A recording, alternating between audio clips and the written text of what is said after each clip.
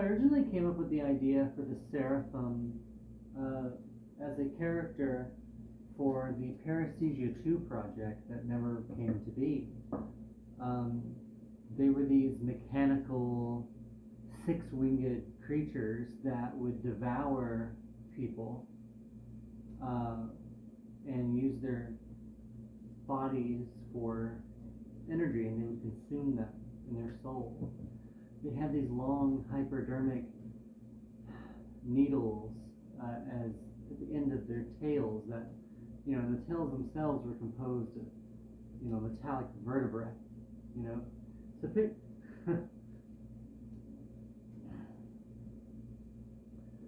I first conceived of the seraphim as a character for a film called Paresthesia 2 that I never got to finish or even start. I had made Paresthesia 1 and I was really excited about making a sequel, so I started writing all these things and trying to figure out how I would even start this because Para is such an odd story already, and the story and the way it's told is so convoluted that it's hard to figure out where it would go. And I had come up with the idea of having the entirety of Para 2 take place inside of the Chapter 5 sequence of Para 1, where the main character, Chaos, falls through a door into a void beyond time and space, where they can watch, time fly by around them, but they're not a part of it, and inside of that space, all things happen.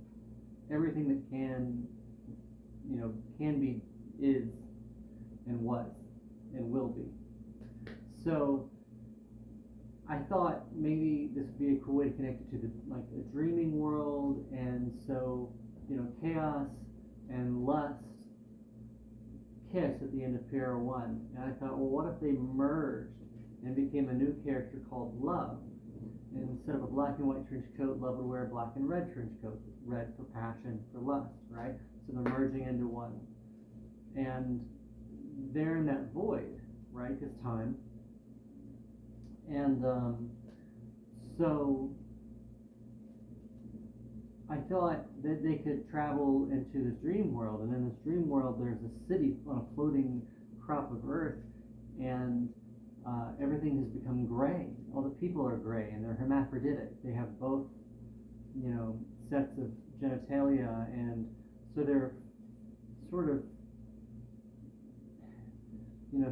in between, like they're not either or either, and they're just gray. So they're almost like these blank forms in a way.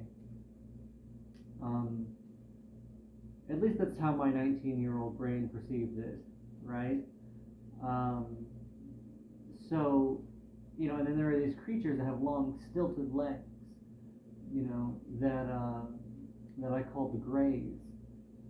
And anyway, before I tell you too much about that, there are these characters in that story called the Seraphim, and they're these huge, winged, mechanical creatures, and they have these 6 giant wings, and then a rib cage that surrounds a person, and from that rib cage descends a long vertebrae tail, and on the end of that tail is a 3-foot long hypodermic needle. And they would fly around, they were like the police or the sentinels, and they would fly around, and they would find people of the resistance, and they would stab them with their needle and then pull them into their cage. The needle, of course, would paralyze them. And then as they get put into the cage, the ribs close around them, and they become energy until their soul is devoured by a machine, and then they had to find another one and stick it in there. So that's where the Seraphim started. And when I had started, conceptualizing a Paresthesia 2, I thought, the first one was so low budget and horrible, I said I should really lean into that and make the sequel even more lo-fi and silly. So, I was thinking green screen with live action actors interfacing with claymation or stop motion figures or characters. Kind of like Clash of the Titans, sort of like just camp, you know. Um, so I sought out to make a life-size version of the seraphim, or not life-size, I apologize. Uh, Probably like a 2-foot version of the seraphim that I could use as a puppet to animate on a green screen or on a set, and then so we could interface them with live actors. And then, I did the same thing with the Greys. I did make a puppet of the Greys that were about this tall, and that was really cool. And it was made of like an armature with like extended legs and arms with clay and then latex around that. But the seraphim was so much harder because its wings were mechanical, and it couldn't just look mechanical. It had to work, At least that's how my brain thought of it. And so I remember sitting down and just drawing in notebooks after notebooks after notebooks on how I could get this thing to move and how I could get the wings to function, because especially back then, if it looked like a gear, it had to have a purpose. If it looked like metal, it had to be solid, like metal, I didn't like the world of cheap veneer wood or just cheap crappy tube metal. And I carried that into when I made weapons that were all full tang, or when I did my drafting table that was solid steel and solid wood, because like a lot of the drafting tables at the time, you could look at them and kick them and they would just fall apart because they're particle board and flimsy metal. I'm like, fuck all that. This thing's gonna outlast me and my kids, and my grandkids. So I took that into this, that mentality into the Seraphim project. So I wanted it to function, and the closest thing I could think of was a wine stopper or a wine key,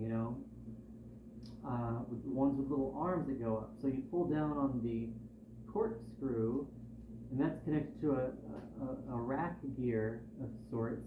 And when that goes down, the two arms go up. I'm like, we'll do that 6 times. So each arm is a wing.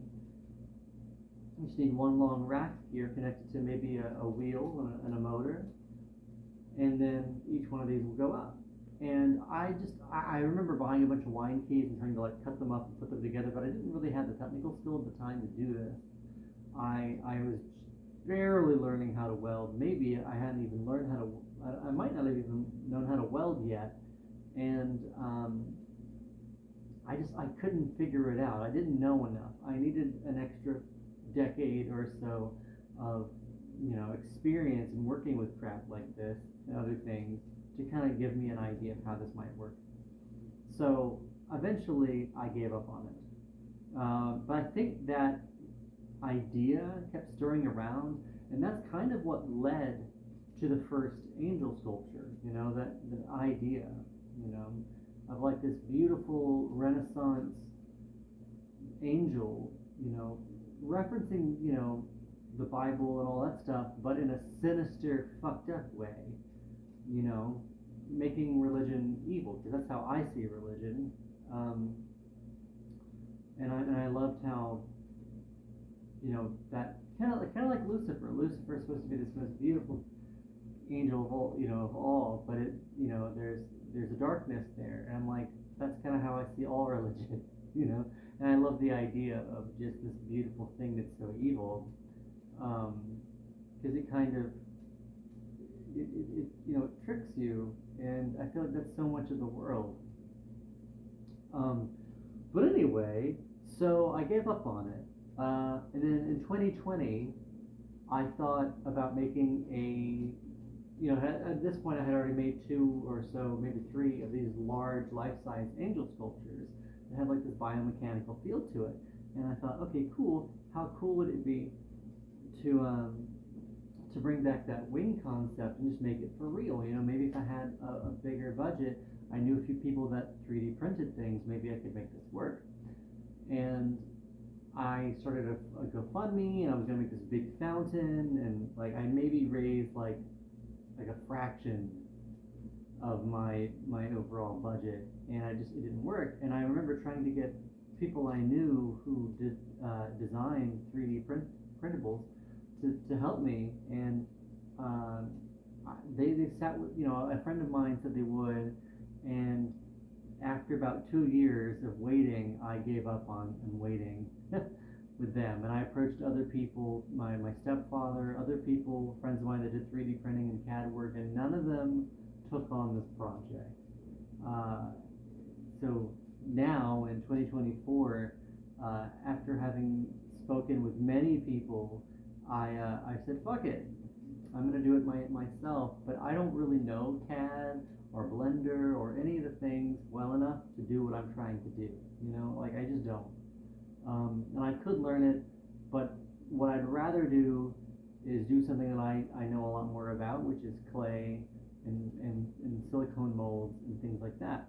So, but the cool thing that happened though, when I did the 2020 project, I didn't raise enough money to do it, but I did a really good redesign of the corkscrew thing, and I gave them the wings, the ability to rotate forward as they ascend and then rotate back as they come down. So they look more lifelike by adding a gear perpendicular to the main ones that rise. So that was a huge leap forward.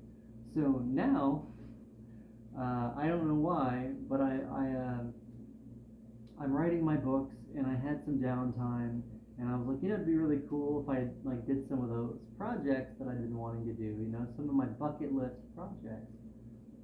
I had this big red book called Immaculate, and another one called Serenity, and there's supposed to be all these projects that I wanted to do when I was 20 that would, I feel like, level me up as an artist, that I wrote for myself. And those are some of them. So I was like, well, okay. And it just feels like this is the year to take it slow and to reflect and sort of go back to my roots a little bit. And it seems like the world is doing that in a lot of ways,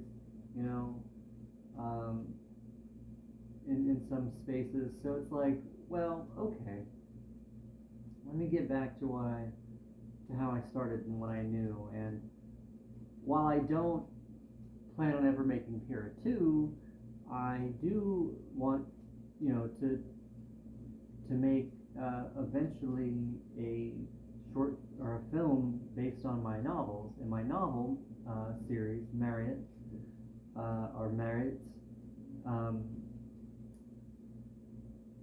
I've in this book series, I've taken all these different films, like Para, So Above, Para 2, Onarionauts, all these different short films of mine, even ones that I didn't do anything with ever, like After All, that I wrote a whole trilogy for and did nothing with that story. I've included them all in the Merit series. So Para 2 kind of slammed together with Onarionauts to create the second Merit book. And with that, you get the seraphim. In fact, the seraphim appear in the first novel as well, because the second book is really sort of a dark shadow or a dark reflection of the first book in a lot of ways. So like a lot of the horrors that Merit experiences in her life, that becomes her nightmares, and her nightmares affect the world, at least as far as the second book is concerned. So because she's in this dreaming world, the astral plane, and she infects it with her nightmares, with her fear, and that affects the people around her. It affects her children, right? So I was excited that I got to bring back this character. So, at this point, It might be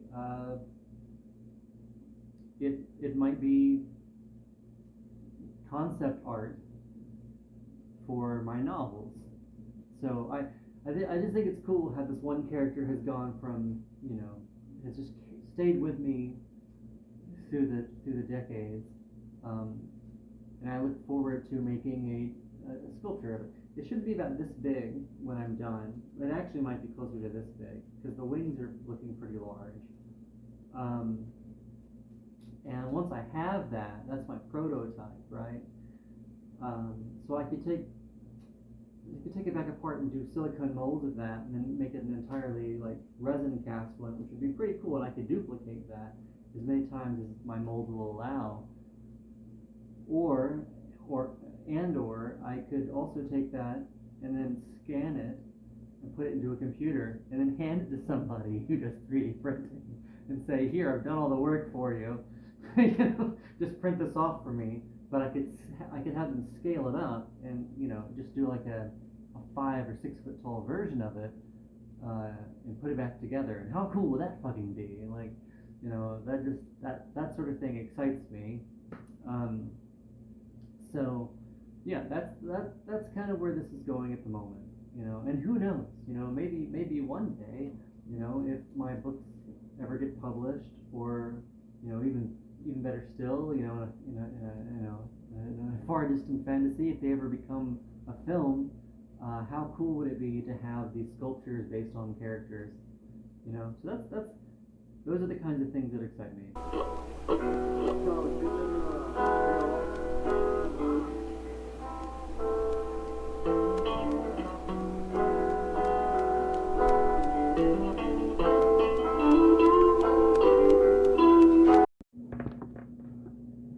So what I've done here is I've taken clay and I've pressed it out and I've covered it in cellophane.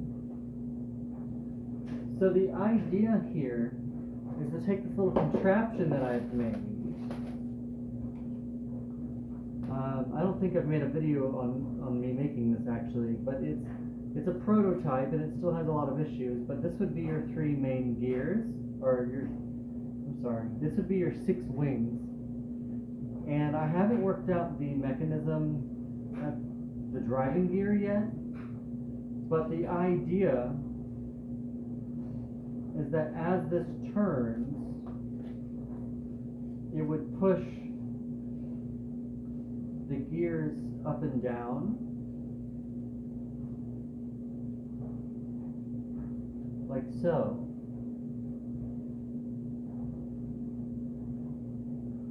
And there'd be a secondary gear that as this gear turns, it would catch this and rotate this. And this is where the wing would attach.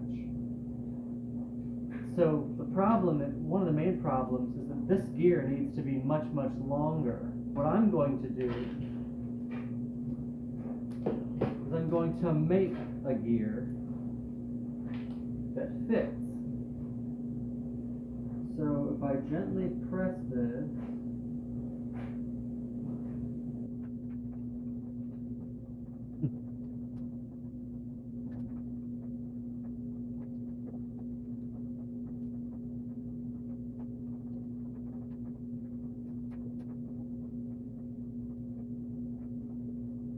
let's see, at least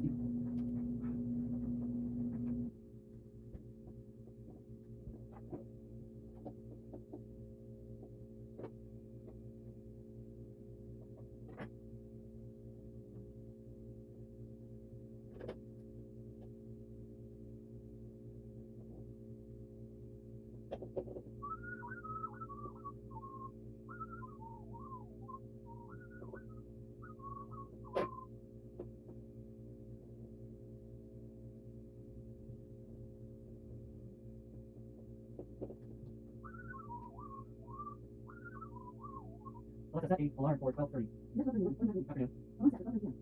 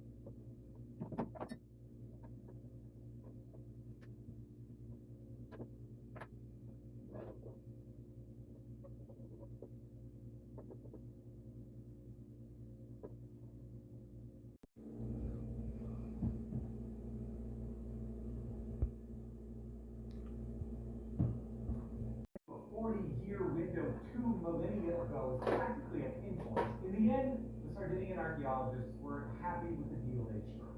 Over the course of 7 years, they were able to excavate every time it takes for neutrino-less elevated decay to happen using a half-life. And thanks to Kuore, they now believe its half-life is at least 38 trillion years. For comparison, that's about 1 million billion times the current age of the universe. Listen, I know even that can't help you that much. Maybe we could put it in terms of...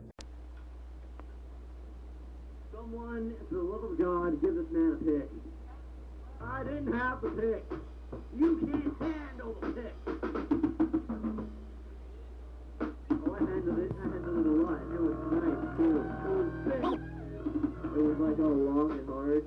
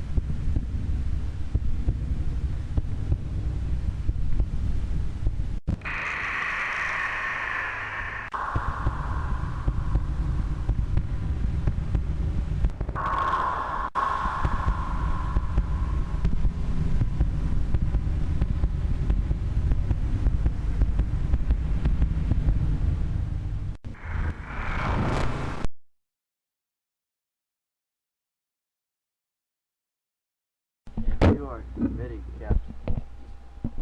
Hello.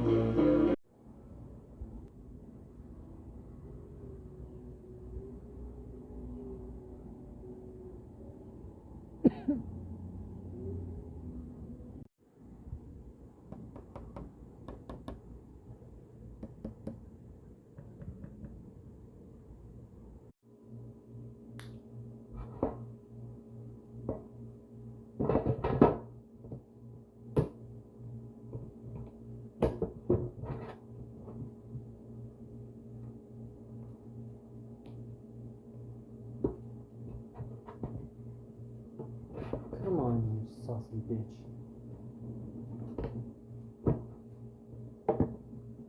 Ha ha ha ha.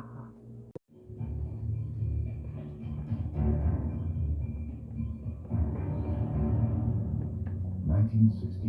Bright light. There's no way I can describe it. It just shined down and went back up. He was gone. The ET was no longer there. The spiritual awakening that occurs when you realize that we are not alone in the universe, it is life-changing.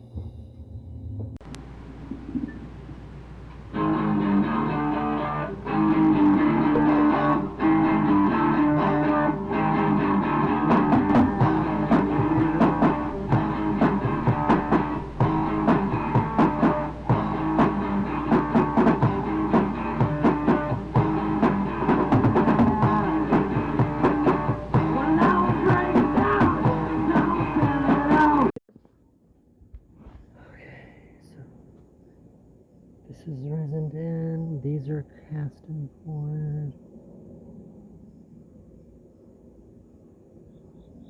This one starting to dry. I made the mistake on these of not putting in this one of not putting any oil down, so I don't know if these are gonna pull out right. It might break the mold. But that might be okay too, because I'll have to make silicone molds of these anyways.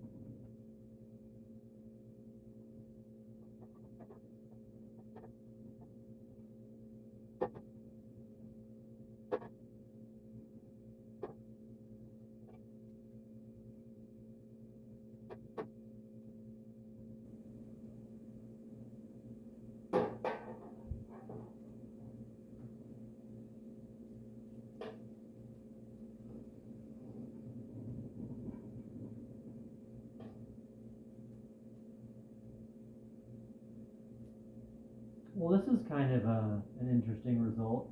I'm glad that I got my clay back, but I hate that this completely stuck to the resin. So I guess that I was on the right track when I later on fired the molds or baked the molds. So yeah, this is a catastrophe. This is horrible. But I mean, I'll get this clay cleaned off eventually, and the part looks pretty good, so I have no real complaints. I'm gonna move on for right now though, because I'm getting frustrated. So these are probably gonna break the molds.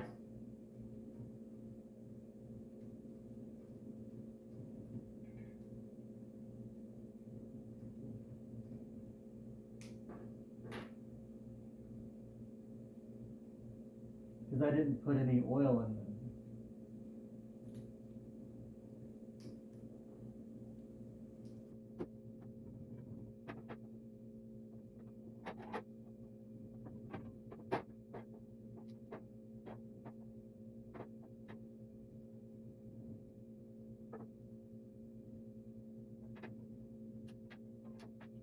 Resin also fucking sharp, so I figure here.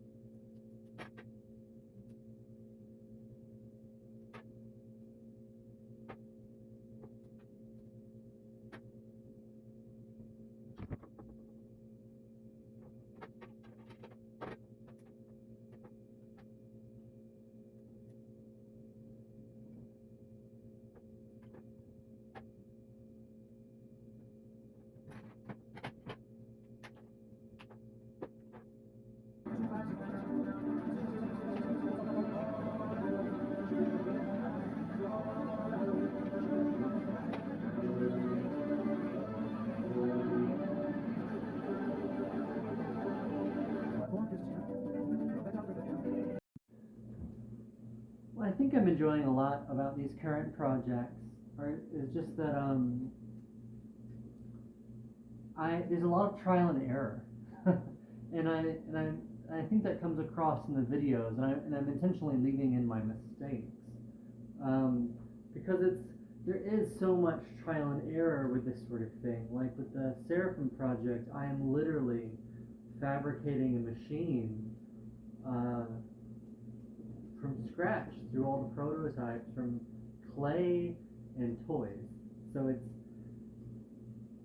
that's a lot. It's a lot of steps and a lot of hours and a lot of like, should I use cellophane? Should I not? Should I bake the clay? Should I not?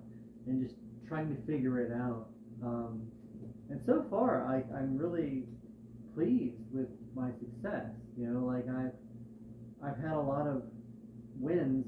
I'd say a lot more wins than losses on these current projects, the Ark and the Seraphim. So that's just really fun. I think that's what makes it fun for me. With painting, you just don't get that sort of thing. At least I don't. There are challenges for me in painting, but I don't have the same sort of trial and error process, I think, that I do with sculpture. So yeah, I think is, someone who's putting together a short video about what I've done, I think that it's important. I think that it's important to show that, to show the flaws. Because if you're someone wanting to learn to do these sorts of things, or if you're, you know, just trying to understand the process, it's important to know that there's just so much that you don't see. You know, when you look at the finished product, you can tell somebody, I spent 100 hours doing this, but you know,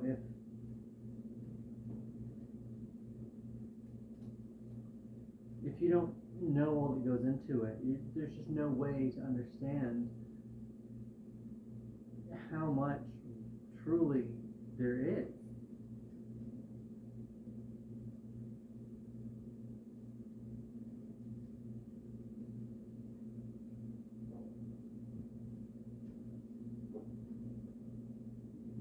Because there's just so much. There's so much that